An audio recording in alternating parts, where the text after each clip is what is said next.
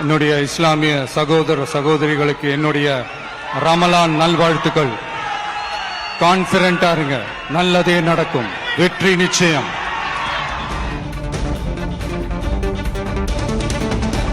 தாவேக சார்பில் நடைபெற்ற இஃப்தார் நோன்பு திறக்கும் நிகழ்ச்சியில் பேசிய தாவேக தலைவர் விஜய் மதச்சார்பற்ற கொள்கையில் சமரசம் கிடையாது என்று உறுதிபட தெரிவித்திருக்கிறார். அண்மை காலமாக தாவேகவை கூட்டணிக்குள் இழுக்க பாஜக முயற்சித்து வருவதாக செய்திகள் வெளியான நிலையில் தற்போது தாவேக தலைவரின் இந்த பேச்சு தாவேக தனித்து போட்டியிடுவது உறுதியாக இருப்பதாக அரசியல் வட்டாரத்தில் உறுதியாக இருக்கிறது. அண்மை செய்தியாக பார்க்கின்றோம்.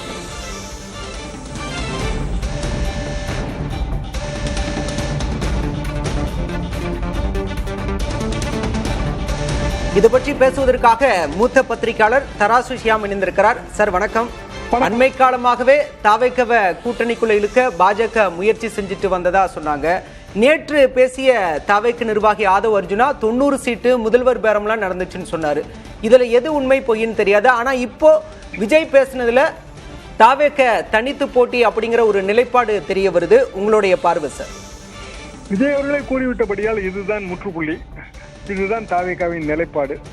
234 தொகுதிகளிலும் தனித்து போட்டி அல்லது விஜயை முதலமைச்சராக ஏற்றுக்கொள்ளக்கூடிய சிறிய வளருங்கட்சிகளுடன் கூட்டணி வைப்பார்கள். அப்படியும் நாம் இதை புரிந்து கொள்ளலாம். அதிமுக பாரதிய ஜனதா கூட்டணி கிடையவே கிடையாது, குறைந்தபட்சம் இந்த தேர்தலுக்காவது கிடையாது என்று நாம் புரிந்து கொள்ளலாம். காரணம், அரசியலிலே தேர்தலுக்கு தேர்தல் நிலைப்பாடு மாறலாம், அது தவறு என்றெல்லாம் சொல்ல முடியாது. மதசார்பற்ற என்பதை அவர் அழுத்தி கூறியிருப்பதால் பாஜக பங்கு பெறுகிற கூட்டணி என்றும் நாம் பொருள் கொள்ளலாம். எதிர்காலத்திலே ஒருவேளை அதிமுக பாரதிய ஜனதா கூட்டணியை விட்டு வெளியே வந்தால் இந்த நிலைப்பாடு மாறலாம். காரணம், பேரம் நடந்தது உண்மை, அது ஆதவ அர்ஜுன் அவர்களும் ஒத்துக்கொண்டிருக்கிறார்கள். அதற்கு முன்பு அது வெளியே தெரிந்த விஷயம்தான். இத்தனை தொகுதிகள், என்னென்ன மாதிரியான பதவி பகிர்வு என்ற பேரம் நடந்தது. சனிக்கிழமை வரைக்கும் ரொம்ப தீவிரமாக நடந்தது. ஆனால் எடப்பாடி பழனிசாமி அவர்களும் அதற்கு சரியான முறையிலே அவர் அந்த பேரத்திற்கு படியவில்லை. சொல்லப்போனால் ஒரு முறை அவர்தான் கொடியசைகிறது, பிள்ளையார் சொல்லி போட்டாகிவிட்டது என்றெல்லாம் ரொம்ப உற்சாகப்பட்டார். ஆனால் விஜய் அவரது நிலைப்பாட்டிலே உறுதியாக இருந்திருப்பார். தொகுதி எண்ணிக்கை என்பது மிக முக்கியம். விஜயை பொறுத்த வரைக்கும் இது முதல் தேர்தல். இந்த தேர்தலிலே அவருக்கு குறைந்தபட்ச எண்ணிக்கையிலான தொகுதிகளில் வெற்றி, அதிக வாக்கு சதவீதம், இந்த இரண்டும் தான் அவருக்கான அரசியல் குறிக்கோள்.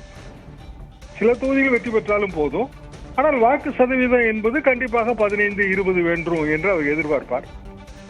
பொதுவாக கிராமப்புற தொகுதிகளிலே அது மிகவும் கடினம். நகர்ப்புற தொகுதிகளிலே விஜய் அவர்களுக்கு ஒரு செல்வாக்கு தெரிகிறது. எனவே இரண்டையும் கூட்டி கழித்து பார்த்தால் 15 முதல் 20% வாக்கு வரும். எதிர்காலத்திலே கூட்டணி பெறத்துக்கு அது உதவியாக இருக்கும். இப்படித்தான் நிலைப்பாடு வைக்க முடியும் முதல் தேர்தல் என்பதால். பிற கூட்டணி கட்சிகளுக்கும் பெரிய கட்சிகளுக்கும் விஜய்க்கு எத்தனை சதவீத ஓட்டு என்ற அந்த டேட்டா இல்லாததால் எத்தனை தொகுதிகள் என்கிற முடிவும் செய்ய முடியாது. எனவே 2026 தாவேகா தனித்து போட்டி 234 தொகுதிகளிலும். இது பி டீம் சி டீம் என்றெல்லாம் பார்க்க முடியாது.